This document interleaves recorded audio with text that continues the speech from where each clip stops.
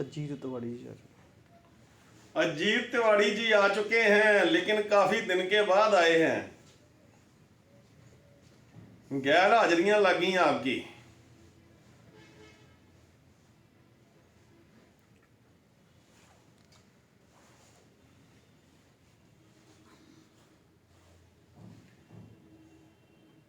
जो zoom meeting आप नहीं देख पाए वो सब हमने ऑलरेडी यूट्यूब पे डाल दी हैं। आप हमारे चैनल DF हर्बल ट्रेनिंग पर जाकर वो सब वीडियो जो है वो देख सकते हो।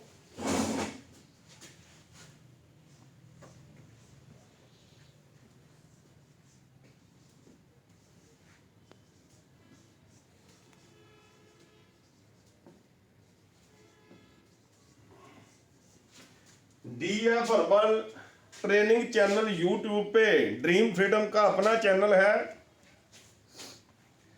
जितनी भी ये जूम मीटिंग हो रही हैं इसको हम यूट्यूब पे डाल देते हैं। अगर आपसे कोई मीटिंग छूट गई तो वहां पे आप इसको देख सकते हो, दोबारा रिपीट कर सकते हो, क्योंकि एक बार सुनने से बहुत कुछ छूट जाता है। जब आप अच्छी चीजों को बार बार सुनते हो तो वो हमारे सबकॉन्शियस माइंड में चली जाती हैं, वो हमारे शरीर का भाग बन जाती हैं। कोई भी अच्छा काम आप बार बार करोगे वो आपके सबकॉन्शियस माइंड में चला जाएगा। कोई बुरा काम आप बार बार करोगे वो भी आपके सबकॉन्शियस माइंड में चला जाएगा। यही बात है, कोई डेली शराब पीता है तो फिर वो कहता अब ये छुटती नहीं है, जाली मुंह से लगी हुई, क्योंकि बार बार वो कर्म किया, अब उसकी आदत पड़ गई, वो शरीर का हिस्सा बन गई। अच्छा काम करोगे वो भी आपके जीवन का हिस्सा बनेगा, गलत काम करोगे वो भी आपके जीवन का हिस्सा बनेगा। हमारे महापुरुष इस बात को अच्छी तरह से समझते थे।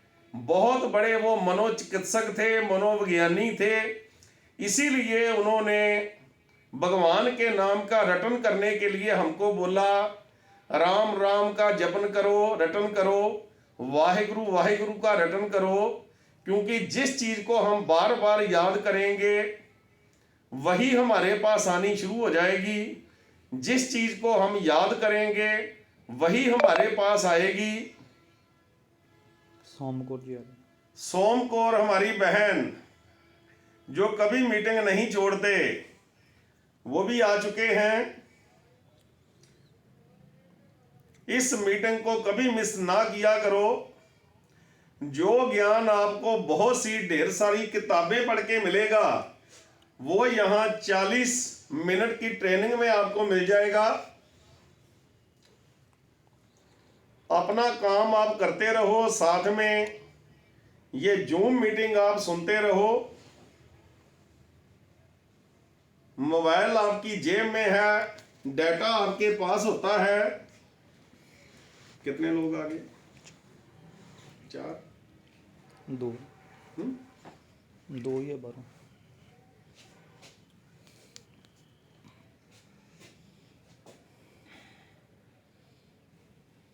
सभी दोस्त आ जाओ। आपके लिए ही ये सब आयोजन किया जाता है। अगर आप कम संख्या में आते हैं तो मेरा दिल भी टूटता है। आपकी पुरजोर मांग पर हमने ये जूम मीटिंग का सिलसिला शुरू किया है।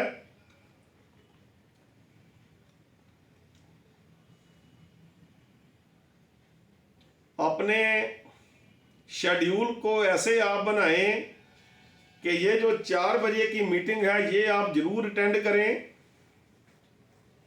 अगर आप कार ड्राइव कर रहे हैं, देख नहीं सकते तो सुन तो सकते ही हैं। हाथ से कोई काम कर रहे हैं, किसी वक्त आप देख नहीं पाते मुझे, लेकिन सुन तो सकते हैं। तो सुना जरूर कीजिए, सुनने से ही ज्ञान मिलेगा। कितना टाइम हो गया? 4:06। चलो आज की मीटिंग का सिलसिला शुरू करते हैं।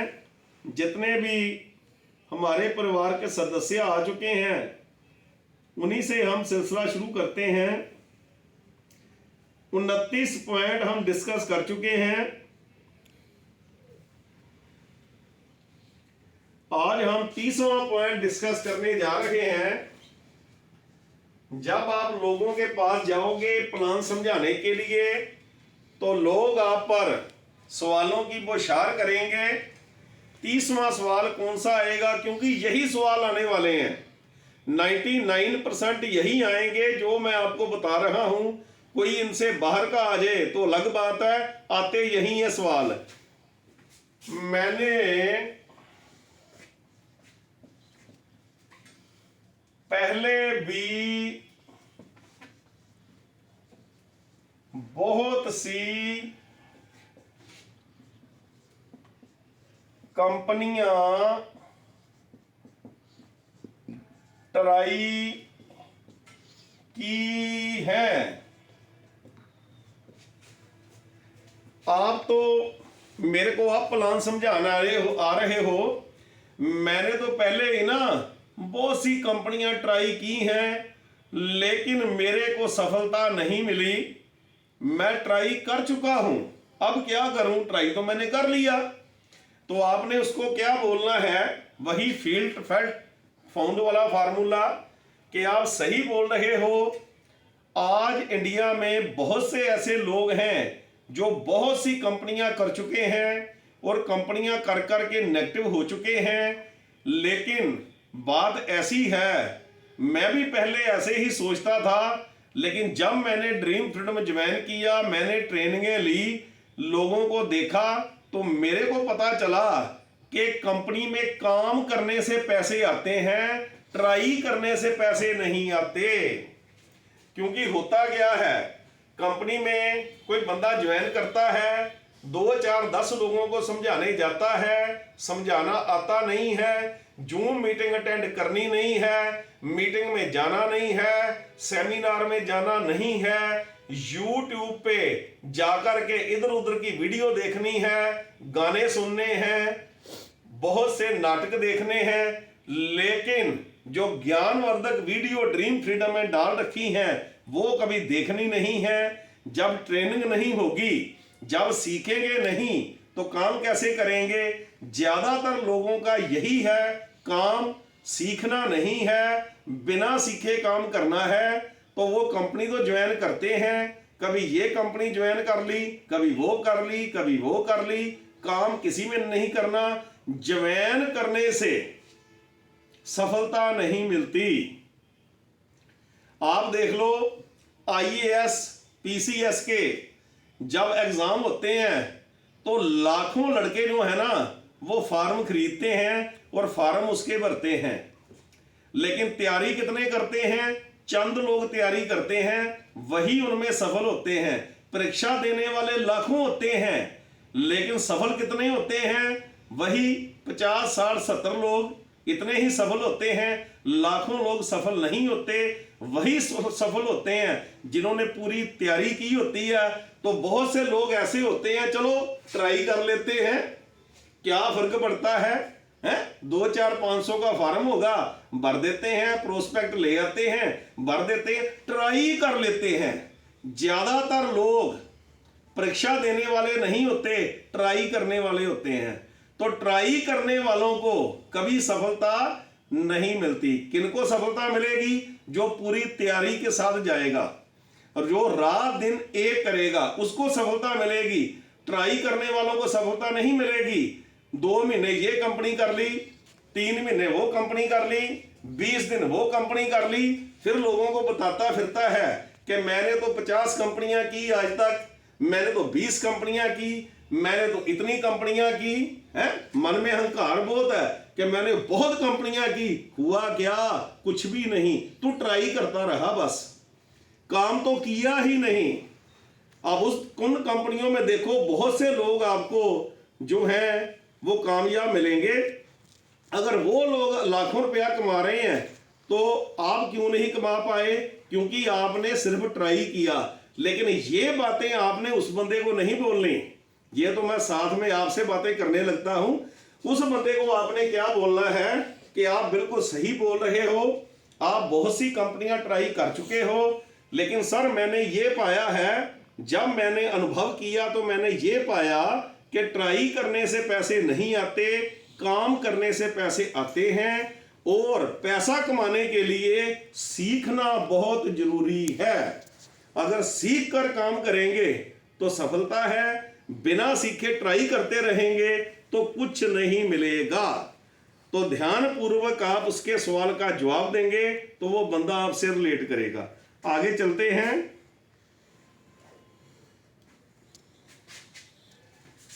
31 नंबर, मैं घर घर जाकर प्रोडक्ट्स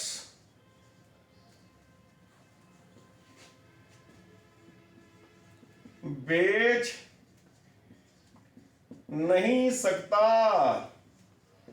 आप बोल रहे हो कि ये हमारे पास 150 प्रोडक्ट हैं, इनकी सेल होगी तभी पैसे आएंगे। मेरी पर्सनैलिटी के साथ ये मैच नहीं करता कि मैं लोगों के घर पर जाऊं, उन्हें सामान खरीदने के लिए बोलूं, सामान बेचता फिरूं घर घर में जाके, ये काम मैं नहीं कर सकता। तो आपने क्या बोलना है? वही फील फेल्ट फाउंड फार्मूला।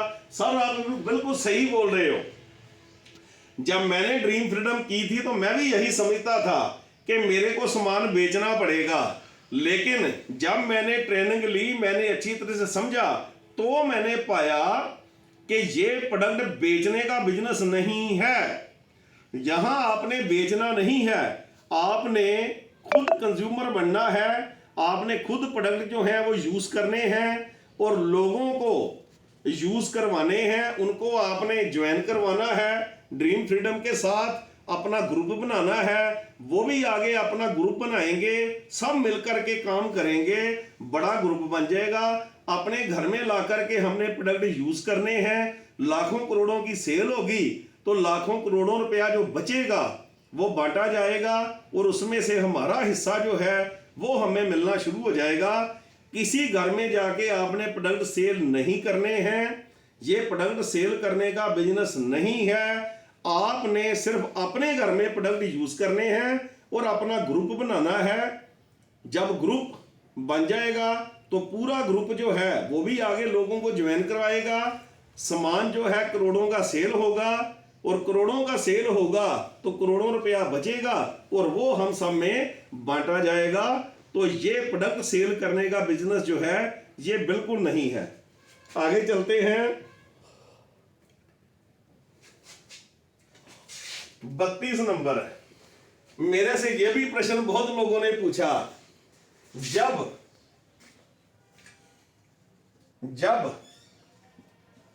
सभी लोग ज्वाइन हो जाएंगे तो बंदे कहां से लाएंगे? आप बोल रहे हो कि ग्रुप बनाना है, आपने भी ग्रुप बनाना है, आगे आप लोगों को ज्वाइन कराओगे फिर उनका ग्रुप बनेगा। लेकिन जब ऐसे ही आगे आगे लोग ज्वाइन होते रहे तो एक दिन ऐसा आ जाएगा सभी ज्वाइन हो जाएंगे, तो फिर बताइए बंदे कहां से आएंगे? ये तो काम ही खत्म हो जाएगा। ऐसा भी सवाल लोग करेंगे। आपने क्या बोलना है? आप बिल्कुल सही बोल रहे हो। मैं भी यही सोचता था, अगर सभी ज्वाइन हो जाएंगे तो फिर कैसे ग्रुप बनेगा, आगे आगे बिजनेस कैसे बढ़ेगा? मैं भी यही सोचता था। लेकिन मैंने जब खोज की, जब मैंने ट्रेनिंगें ली तो मैंने पाया कि ऐसा नहीं है। हम आंख झपकते हैं ना इंडिया में तो लाखों बच्चे पैदा हो जाते हैं। सबसे बड़ा स्कोप जो है इस काम का, नेटवर्किंग का, वो हमारे देश में है। और 2023 में ये जनवरी महीने में होने जा रहा है कि हम चाइना को पीछे छोड़ जाएंगे और दुनिया की सबसे बड़ी पॉपुलेशन वाला देश इंडिया बन जाएगा। हम भी पहले सोचा करते थे कि सब लोगों ने तो ये टीवी एलईडी वगैरह लगा लिया है घर में, अब इतनी कंपनियां चल रही हैं तो ये टीवी कहाँ बेचेंगी। तो मेरा एक फ्रेंड था, मेरा दोस्त, उसका ये टीवी फ्रिज का काम था। तो मैंने उससे पूछा, मैंने कहा भाई सभी घर में तो टीवी आ गया, ऐसा तो कोई घर है नहीं जहां टीवी है नहीं, ऐसा तो कोई घर है नहीं जहां पंखा ना लगा हो, हर घर में पंखा लग गया। तो सब घर में पंखे आ गए, सब घरों में फ्रिज आ गए, सब घरों में टीवी आ गए, तो इतने कारखाने चल रहे हैं, इतनी दुकानें खुली हुई हैं टीवी बेचने के लिए, पंखे बेचने के लिए। तो मेरे को बताओ कि ये फैक्ट्रियां कैसे चलेंगी, ये दुकानें कैसे चलेंगी। सब ने तो खरीद लिया, एक बार पंखा लगा लो तो 20 साल जरूरत नहीं, एक बार टीवी ले लो तो 20-25 साल जरूरत नहीं, तो फिर ये टीवी, पंखे, ये फ्रिज कहाँ बिकेंगे। तो मेरा दोस्त हंसने लगा, कहने लगा भाई ऐसी बात नहीं है, आप देखो रोज कितनी शादियां होती हैं। मैंने कहा जी शादियां तो बहुत होती हैं। कहते ये जितनी शादियां हो रही हैं ना, ये समझो नए घर बन रहे हैं, और जिसकी शादी होगी उसका नया घर बनेगा, और वहां टीवी भी चाहिए, वहां पंखा भी चाहिए, वहां फ्रिज भी चाहिए, वहां एसी भी चाहिए। कहता आपके सवाल का यही जवाब है कि जितनी देर लोगों की शादियां होती रहेंगी ना, उतनी देर ये सारा कुछ बिकता रहेगा। अगर शादियां होनी बंद हो गई तो फिर ये कुछ भी नहीं बिकेगा। तो मैंने कहा जी ऐसा तो कभी होगा ही नहीं, शादियां तो होती रहेंगी, बच्चे पैदा होते रहेंगे, शादियां होती रहेंगी, तो वो बोला फिर ये सामान भी बिकता रहेगा।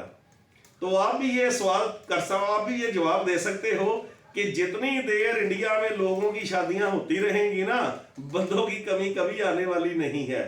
और किसी चीज की कमी यहां पर आ जाए, लेकिन लोगों की कमी कभी आने वाली नहीं है, क्योंकि आबादी लगातार बढ़ती जा रही है। और वैसे भी अगर हम देखें कि इंडिया की इतनी बड़ी पॉपुलेशन में अभी तक नेटवर्किंग के साथ प्रॉपर तरीके से कितने लोग जुड़े हैं, 1% भी लोग नहीं जुड़े।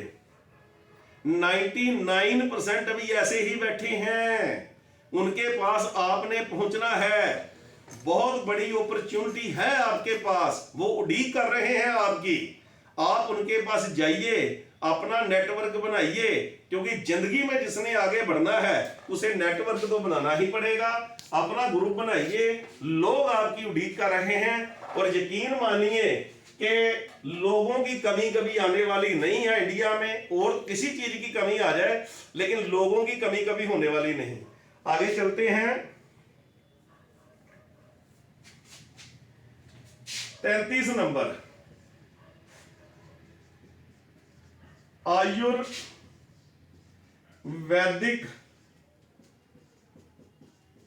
प्रोडक्ट कंपनी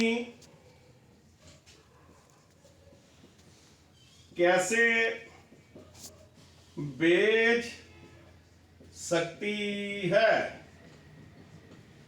भाई मेरे को ये बताओ कि ये आयुर्वेदिक प्रोडक्ट हैं, बीमारियां ठीक होती हैं इनसे, ये तो दवाइयां हुई ना। तो आप कैंटीनें खुलवा रहे हो, वहां आयुर्वेदिक प्रोडक्ट बिक रहे हैं, ये तो कानून के खिलाफ हुआ। जो बंदे ये दवाइयां बेच रहे हैं उनके पास कोई डिग्री तो है नहीं, कोई सर्टिफिकेट तो है नहीं, तो वो ये दवाइयां, ये आयुर्वेदिक प्रोडक्ट जो हैं वो कैसे बेच सकते हैं। ये तो इलीगल हो गया ना, ये तो कानून के अनुसार नहीं है काम। ये सवाल भी आपके पास आएगा, तो आपने क्या जवाब देना है। भाई साहब आप बिल्कुल ठीक बोल रहे हो, इस लाइन को तो आप ना घोटा लगा लो। ये आपने बोलनी है कि आप बिल्कुल सही हो। लेकिन हमारा जोर पता ही क्या होता है, कहीं भी हम कोई बात करते हैं कि तुम गलत हो और मैं सही। जब आप किसी को गलत साबित करोगे ना, तो वो बंदा आपके साथ कभी रिलेट नहीं करेगा, आपके साथ काम नहीं करेगा। आपने उस बंदे को गलत साबित नहीं करना, उसके साथ आपने काम करना है, उसको अपने ग्रुप में लेकर आना है, तो उसको गलत नहीं बोलना। भाई साहब आप बिल्कुल सही बोल रहे हो। जब मैं ड्रीम फ्रीडम में आया था तो मैं भी यही सोचता था कि ये दवाएं हैं, हम इनको कैसे बेचेंगे, कोई डिग्री नहीं है हमारे पास, कैसे बेचेंगे। लेकिन जब मैंने काम करना शुरू किया तो मेरे को पता चला कि इंडिया का कानून ये कहता है कि आयुर्वेदिक प्रोडक्ट बेचने के लिए किसी डिग्री की जरूरत नहीं है। कोई भी आयुर्वेदिक प्रोडक्ट जो है उसको बेच सकता है। एलोपैथी की कोई नावल जीन की गोली भी नहीं बेच सकता। लेकिन आयुर्वेद प्रोडक्ट जो है ये कोई भी बेच सकता है, जो आज का कानून है। आगे क्या होगा किसी को कोई पता नहीं, लेकिन आयुर्वेदिक प्रोडक्ट बेचने पर कोई पाबंदी नहीं है। जो हमारा इंडिया का संविधान कहता है, जो कानून कहता है, तो आपने ये उसका जवाब देना है। उस बंदे का सवाल जो है अपने आप खत्म हो जाएगा। आगे चलते हैं। नंबर 34, लोगों का पैसा ही लोगों में बांटा जाता है। और ये भाई ये तो बिजनेस ऐसा है, लोगों के जूते लोगों के सर, पैसा तो लोगों का है, कंपनी क्या देती है। ये तो काम ऐसा है भाई, ठगी वाला काम है। लोगों का पैसा है लोगों में बांटा जाता है। तो आपने क्या बोलना है, बिल्कुल सही बोल रहे हो। किसी भी कंपनी में काम होता है तो प्रॉफिट कहां से आएगा, लोगों के पास से ही आएगा। जरूरी नहीं नेटवर्किंग कंपनियों में, कहीं भी आप देख लो, अगर मुकेश अंबानी की कंपनियां हैं तो उसको प्रॉफिट हो रहा है करोड़ों का, अडानी को करोड़ों का प्रॉफिट हो रहा है। तो पैसा कहां से आ रहा है, पैसा लोगों की जेब से ही आता है भाई, और कहीं से नहीं आता। बिजनेस कोई भी हम करेंगे तो पैसा कैसे आएगा, प्रोडक्ट बिकेगा तो पैसा कहां से आएगा, लोगों की जेब से आएगा। लेकिन उसमें क्या है कि जो पैसा उनके पास आता है वो आगे जरूरतमंद लोगों के पास नहीं जाता, कुछ तिजोरियों में कैद हो जाता है। लेकिन यहां क्या होगा, जो पैसा कंपनी के पास आता है उसमें से 50-60% पैसा जो है ये लोगों में बांट दिया जाता है। कोई भी कंपनी है, नेटवर्किंग को आप छोड़ दो, जो ट्रेडिशनल कंपनियां हैं, जितनी भी कमाई होगी, चाहे हिंदुस्तान लीवर लिमिटेड है, चाहे हमारे बाबा जी हैं, कोई भी है, अगर उनके पास प्रॉफिट आ रहा है तो कहां से आ रहा है, प्रोडक्ट बिकता है तो जो ग्राहक है, कस्टमर है, उसकी जेब से ही प्रॉफिट आएगा, और तो कहीं से आएगा नहीं। लेकिन यहां पर जो प्रॉफिट आता है ये लोगों में बांट दिया जाता है भाई। ये ड्रीम फ्रीडम अपनी तिजोरी में कैद करके नहीं रखती, ये बिजनेस का सिस्टम है। आद काल से ये सिस्टम चल रहा है। प्रॉफिट आएगा, चीज बिकेगी, प्रॉफिट आएगा, और पहले लोगों में नहीं बांटा जाता था, लेकिन आज सिस्टम ऐसा आ गया कि ये जो पैसा है ये लोगों में बांट दिया जाता है। तो आपकी बात बिल्कुल सही है, जो भी पैसा आएगा आएगा लोगों की जेब से। किसी भी कंपनी में ये ऐसा ही सिस्टम है, जेब से ही पैसा आएगा, लेकिन यहां पर लोगों में बांट दिया जाएगा। आगे चलते हैं। नंबर 35, इस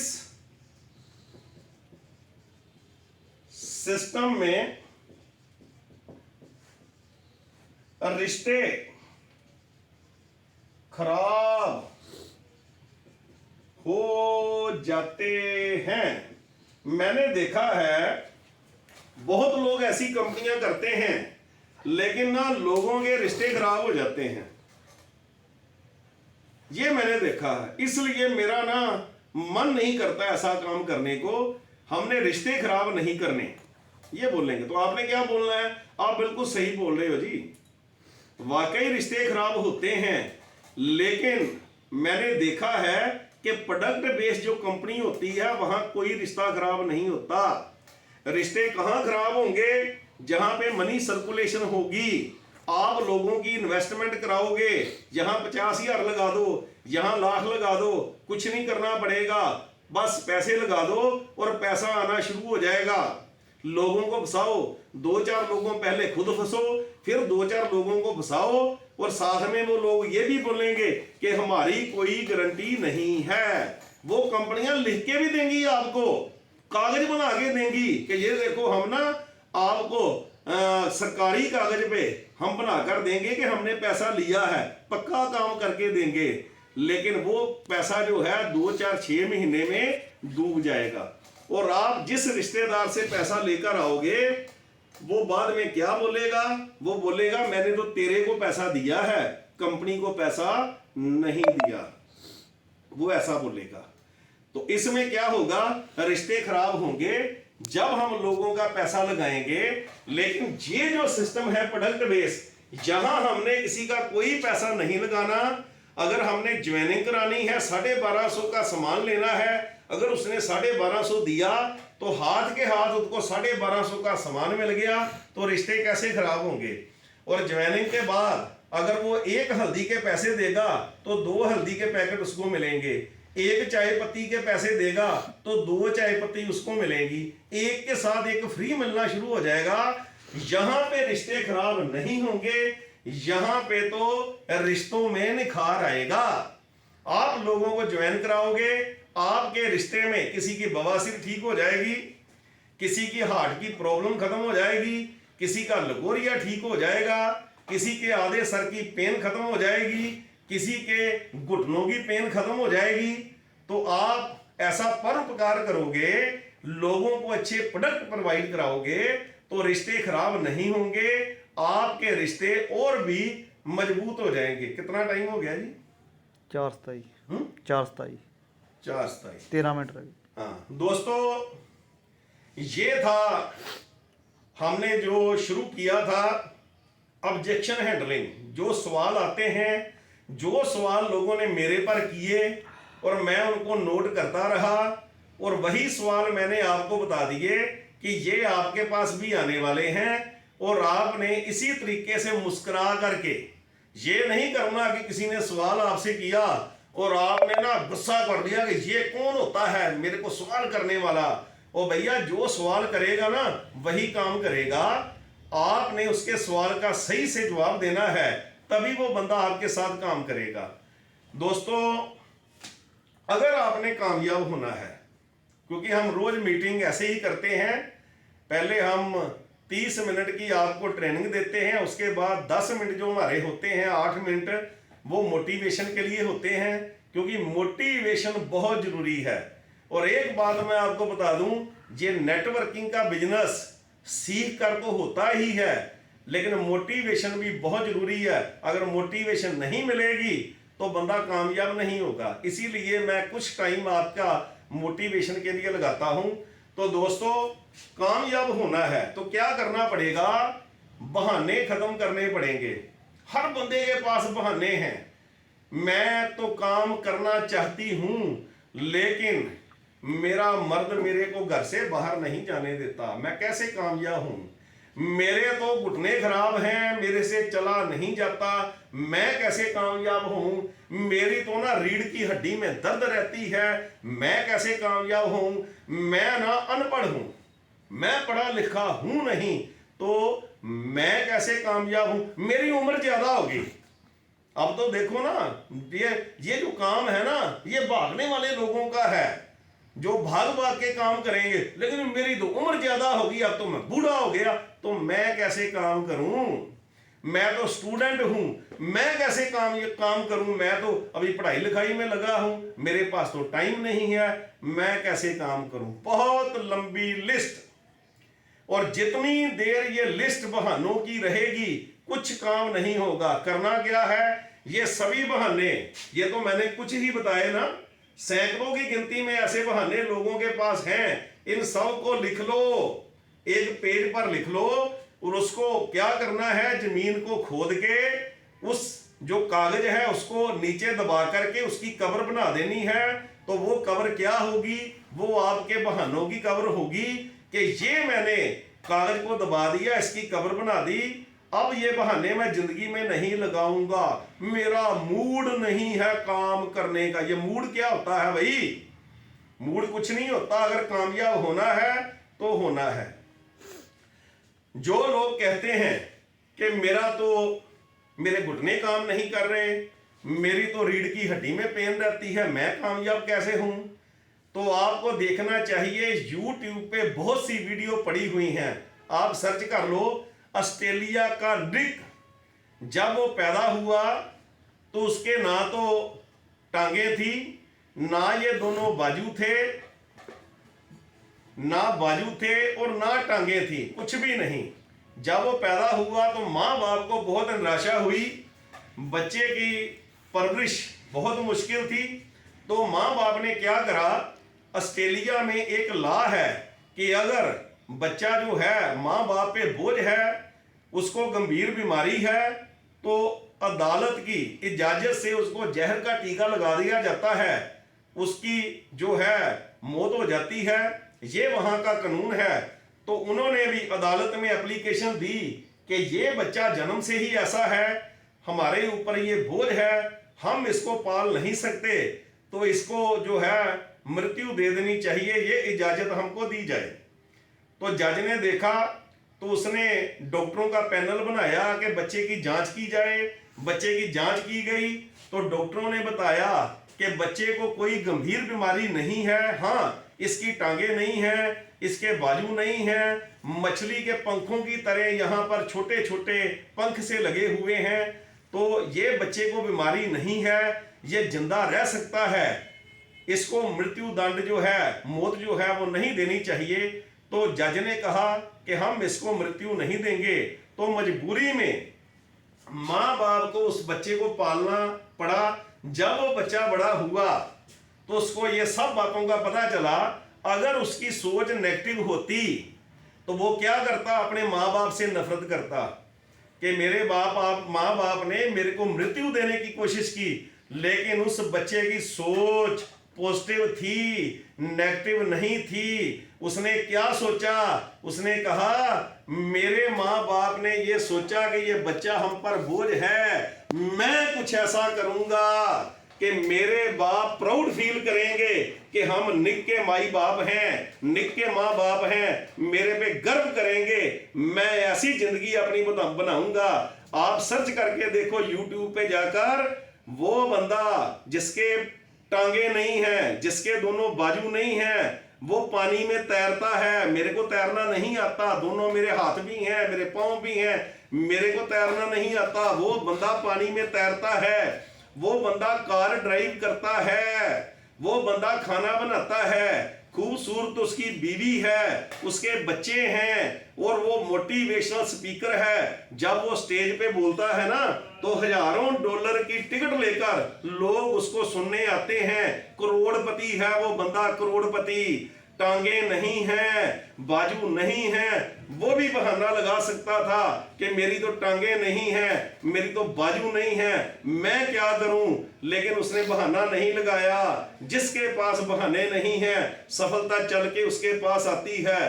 भारत की विख्यात नर्तकी सुधा चंद्रन, उसके पांव नहीं है, लेकिन उसको शौक था नाचने का। उसने नकली पांव के साथ नाचना शुरू किया और सैकड़े प्राइज जीते। नकली पांव से वो नाचती है और उसने सैकड़े प्राइज जो हैं नकली पांव से ही उसने जीत लिए।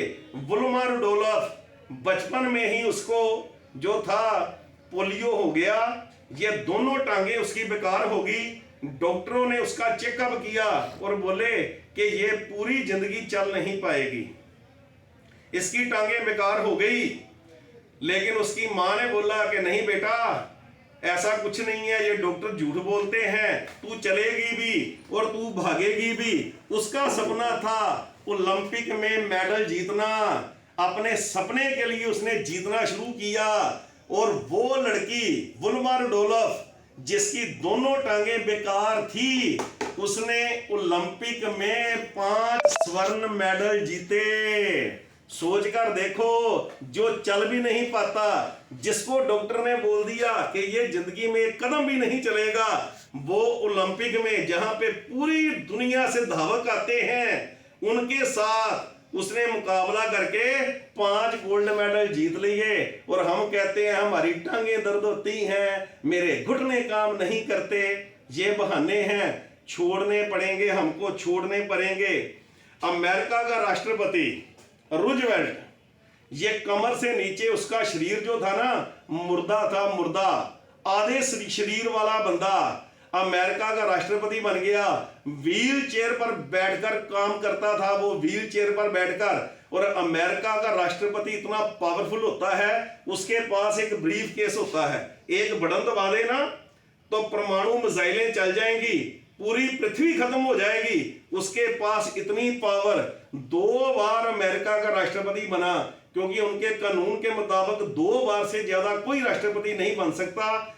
4 साल के लिए वहां राष्ट्रपति चुना जाता है, तो 2 बार 8 साल, आधे शरीर वाला बंदा, इतने पावरफुल अमेरिका जैसे देश को चला गया। उसने बहाना नहीं लगाया कि मेरा आधा शरीर तो मुर्दा है, मैं काम कैसे करूं, लेकिन हम बहाने लगा रहे हैं। हमारे पास बहानों की पूरी लिस्ट है। एडिसन का नाम आपने सुना होगा।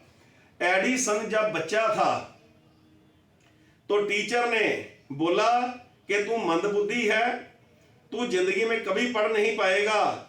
उसके नोटबुक के लिखकर भेज दिया उसकी माँ को कि ये तुम्हारा बच्चा जो है मंदबुद्धि है, ये कभी भी कामयाब नहीं होगा, कभी भी पढ़ नहीं पाएगा, कल से इसको स्कूल मत भेजना।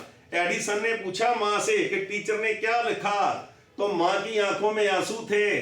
कहती है कि टीचर ने ये लिखा है कि आपका जो बच्चा है ना बहुत लायक है, इसको स्कूल भेजने की जरूरत नहीं, आप इसको घर में ही पढ़ाइए, ये इतना लायक है, इसको स्कूल आने की जरूरत नहीं, आप घर में इसको पढ़ाइए। तो माँ ने उसके सर पे हाथ रखा कि बेटा तू दुनिया का सबसे लायक बच्चा है, सबसे ब्रिलियंट बच्चा है। माँ ने उसको पढ़ाना शुरू किया। वो बच्चा जो स्कूल गया ही नहीं, जिसको हम अनपढ़ बोल सकते हैं, उस बच्चे ने अपने शहर की जितनी भी किताबें थी लाइब्रेरियों में सारी पढ़ डाली, इतना पढ़ा वो। और उस अनपढ़ बच्चे ने 1093 खोजें की। ये जो बल्ब हम देख रहे हैं ना हमारे घरों में रोशनी कर रहा है, ये भी उस अनपढ़ बंदे का बनाया हुआ है। एडिसन ने नहीं बोला कि मैं तो स्कूल में गया ही नहीं, मेरे को तो स्कूल से निकाल दिया गया, तो मैं कामयाब कैसे हूं। एडिसन ने नहीं बोला, उस अनपढ़ बंदे ने हमें 1093 खोजें करके दी और हमारी जिंदगी को जो है उसने इतना आसान बना दिया। तो हम बोल रहे हैं मैं तो अनपढ़ हूं, मैं कामयाब कैसे हूं, और दुनिया का सबसे ब्रिलियंट इंसान।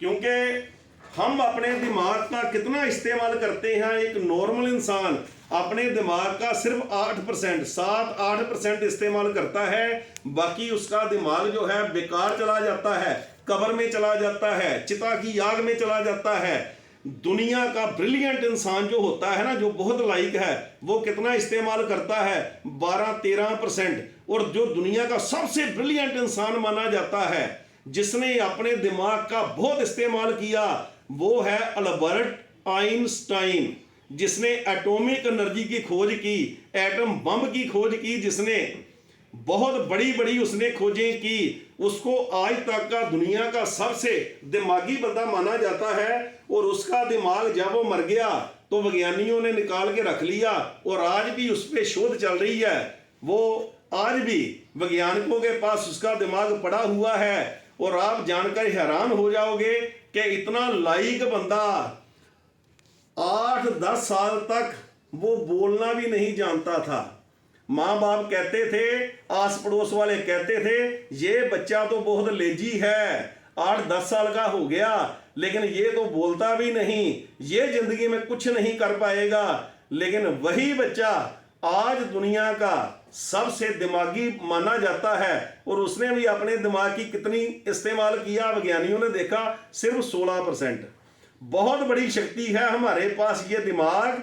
दुनिया में आज तक 16-17% से ज्यादा इसका कोई इस्तेमाल नहीं कर पाया। बहाने छोड़िए, इसका इस्तेमाल करिए, कोई बहाना मत लगाइए। जिस दिन आपके बहाने खत्म हो जाएंगे तो सफलता चल के आपके पास आ जाएगी। आपको सफलता के पीछे भागने की जरूरत नहीं है, सफलता खुद आपके पास आएगी। आपने बहाने छोड़ने हैं। जय DF बल दोस्तों, जय हिंद दोस्तों।